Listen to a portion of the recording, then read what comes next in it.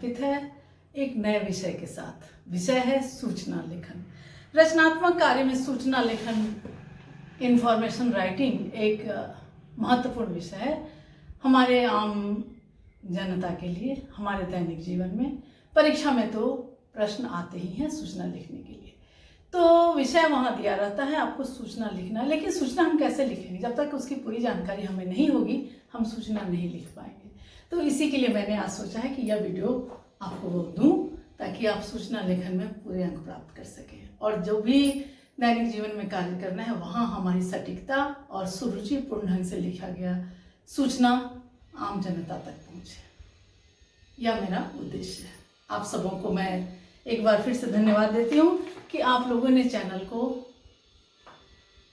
बहुत सराहा है। आपकी प्रशंसा हमेशा मिलते रहते हैं, इसके लिए आप सबों को धन्यवाद। जो भी परीक्षार्थी हैं उनकी शुभकामना, उनके सुंदर जीवन की शुभकामना मैं देती हूँ। सूचना लेखन विषय है इंफॉर्मेशन राइटिंग। तो रचनात्मक कार्य में सूचना लेखन कैसे करना है, तो यहाँ आज जो टॉपिक मैं कवर करूंगी उसमें अभी देखेंगे आप कि सूचना किसे कहते हैं, प्रकार और प्रारूप, उदाहरण और सूचना। ये पार्ट 2 में है, चूंकि आज पहली कक्षा है यह सूचना लेखन के लिए, तो यह पार्ट 1 है जहां आप सूचना किसे कहते हैं, प्रकार और प्रारूप जानेंगे। तो सूचना किसे कहते हैं? सूचना का अर्थ ही होता है सूचित करना, कहना, समाचार, बताई गई बात इत्यादि सूचना का अर्थ होता है। इंफॉर्मेशन, कहना, किसी भी बात को कहना। तो कहना कैसे है कि आप सारी बातें कह देंगे? बिल्कुल नहीं। वहां आप जो उसका फॉर्मेट है, जो प्रारूप है, उसी के तहत आप सूचना देंगे। तो सूचना, सबसे पहले जाने कि सूचना है क्या। तो कम शब्दों में औपचारिक शैली में लिखी गई संक्षिप्त जानकारी। औपचारिक शैली, मैंने कहा कम शब्दों में औपचारिकता सिर्फ करनी है। औपचारिक शैली में लिखी गई संक्षिप्त जानकारी, यही तो है।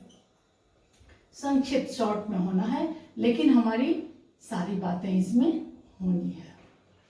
यह लिखित भाषा का अच्छा उदाहरण है। लिखित भाषा या लिखित रूप में जाएगा सूचना लेखन, मौखिक नहीं। आजकल तो लोग व्हाट्सएप पर भी सूचनाएं देते हैं, लेकिन यह हमारा लेखन कार्य है जो हमें परीक्षा में अच्छे अंक दिलाएगा। या कोई नोटिस, किसी भी तरह की सरकारी या गैर सरकारी सूचना देनी है, उसके बारे में यह जानकारी है।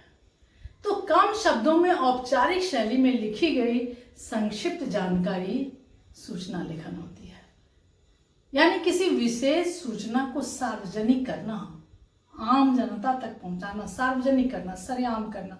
वहां कोई भेदभाव नहीं होगा, कोई जाति, लिंग भेद, समान, ये सारे सबके लिए एक ही चीज होगी। तो किसी विशेष सूचना को सार्वजनिक करना, किसी विशेष सूचना को, वही कहलाता है सूचना लेखन। दूसरे शब्दों में हम कह सकते हैं कि दिनांक और स्थान के साथ भविष्य में होने वाले कार्यक्रम आदि के विषय में दी गई लिखित जानकारी सूचना लेखन कहलाती है। मैंने क्या कहा? दिनांक और स्थान वहां पर इंपॉर्टेंट है। दिनांक और स्थान के साथ भविष्य में आप क्या करने जा रहे हैं, कोई आपके घर में कोई समारोह होने जा रहा है, या आप सरकार की तरफ से कोई सूचना आ रही है कि इतने तारीख को इस हॉल में उपस्थित होना है, वहाँ के समय की जानकारी, स्थान की जानकारी इत्यादि उसमें निहित होनी चाहिए। ठीक है। तो और भी हम सरल शब्दों में इसको कह सकते हैं कि संबंधित व्यक्तियों को विशेष जानकारी देना ही सूचना लेखन कहलाता है। उससे जो संबंधित हो, विभागीय सूचना अगर निकल रही है तो विभाग से संबंधित सारे लोगों को उसकी सूचना मिलनी है, मिल जाएगी। उसको सूचना पट पर हम टांगेंगे ताकि विभाग से आए हुए सारे व्यक्ति उसको देख करके उसकी जानकारी प्राप्त कर सके। ठीक है। तो सूचना क्या है कि किसी विशेष सूचना को सार्वजनिक करना सूचना लेखन कहलाता है। सूचना लेखन के प्रकार मैंने कहा 2 तरह के होते हैं। सूचना लेखन प्रकार क्या क्या है? एक होगा सुखद और दूसरा होगा दुखद। सुखद समाचार में आप किसी कार्यक्रम का, समारोह का, प्रतियोगिता इत्यादि के बारे में, कार्यक्रम, समारोह, किसी प्रतियोगिता की सूचना देनी है, प्रिंसिपल के तरफ से कोई महत्वपूर्ण सूचना आई है, ये सारे सुखद समाचार में आएंगे। और दुखद में क्या आएगा, कोई शोक सभा आयोजित हो रही है, यह भी सार्वजनिक है, कोई क्रियाकर्म की बात आ रही है, तो यह दुखद होगा। इन सारी चीजों में इंपॉर्टेंट बात क्या है, सुखद हो या दुखद हो, इसमें दिनांक, स्थान और किस वजह से यह सूचना निकल रही है, कारण, ये 3 चीज स्पष्ट होनी चाहिए। ये तीनों का महत्वपूर्ण स्थान है सूचना लेखन में। इसके लिए मुख्य बिंदु क्या क्या है, सूचना किसे देनी है, यह सूचना मन बंधुओं को देनी है या आम जनता को देनी, तो किसे देनी है, मुख्य बिंदु क्या क्या है, वो यहाँ स्पष्ट होनी चाहिए। जब मैं इसका उदाहरण दिखाऊंगी, अभ्यास कराऊंगी, उस समय आप देखेंगे किसे देनी है और क्या लिखनी है। इसमें बात, भाषा तो बिल्कुल सरल होगी ही, चाहे कोई भी लेखन कार्य हो, भाषा सरल हो ताकि आम जनता तक या जो व्यक्ति कम पढ़ा लिखा भी हो उसे पूरी बात समझ में आ जाए। सूचना जिस बारे में देनी है उसका विवरण अच्छा होना चाहिए, सरल विवरण, यानी कंटेंट जो है वो सरलता के साथ होनी चाहिए। समय और दिनांक मैंने कहा, लंबी नहीं होनी चाहिए, समय और दिनांक, स्थान, सूचना जो है वो आपकी लंबी ना हो। अगर परीक्षा में शब्द सीमा के साथ पूछ रहा है आपको कि प्रश्न पत्र में शब्द सीमा दी गई है, तो आपको ध्यान रखना है कि आप उसी शब्द सीमा के अंदर ही अपना कार्य कर लें। तो एक फॉर्मेट बना करके आप उसमें पहले अपने कंटेंट को लिखेंगे, विवरण लिखेंगे, उसके बाद उसमें से जो अनावश्यक शब्द उसको छांट देंगे।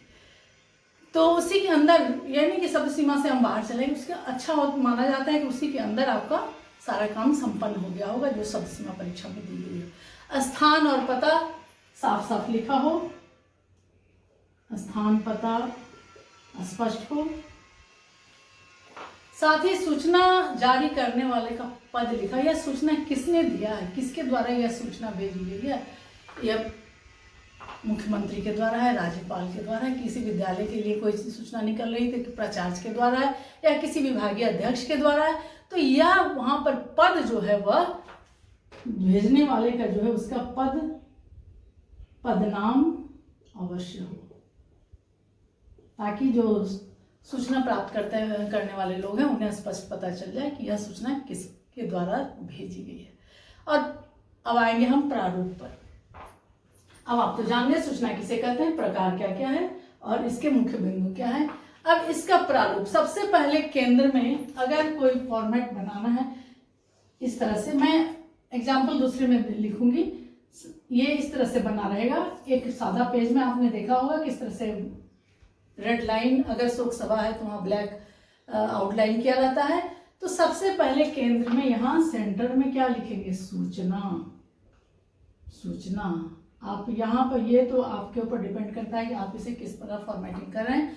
संस्था का नाम जो प्रसारित कर रहा है, संस्था का नाम, जिस संस्था के द्वारा यह सूचना प्रसारित हो रही है। तीसरी बात और है दिनांक, विषय, सूचना का लेखन, दिनांक, विषय, सूचना का लेखन। सूचना लिखने के लिए क्या हमें चाहिए सामग्री, क्या हमारा कंटेंट है, सूचना देने वाले का पद, नाम, पद, नाम, साथ ही यदि आवश्यक हो तो, अगर जरूरत है तो हम वहां पर पता, ये आपका बिल्कुल ही ऑप्शनल है, पता आवश्यकता अनुसार। तो इस तरह से आप जब सूचना लिखेंगे तो यह सूचना आपकी बेहद प्रभावी होगी। अगला वीडियो जो होगा वहां आप देखेंगे कि कैसे हम सूचना, किसी भी विषय पर सूचना हम कैसे लिखेंगे। अगर परीक्षा में सवाल पूछता है कि अंतर्राज्यीय खेल प्रतियोगिता में भाग लेने के लिए यह सूचना दी जा रही है तो उसको हम कैसे लिखेंगे, प्राचार्य के द्वारा यह सूचना बच्चों तक पहुंचेगी कैसे, इस सूचना की जानकारी आपको दी जाएगी अगली कक्षा में। वहां आपको मैं प्रॉपर फॉर्मेट के तहत आपको बताऊंगी कैसे सूचना लिखनी है। तो आज के लिए इतना ही, अगले वीडियो में मिलते हैं। धन्यवाद।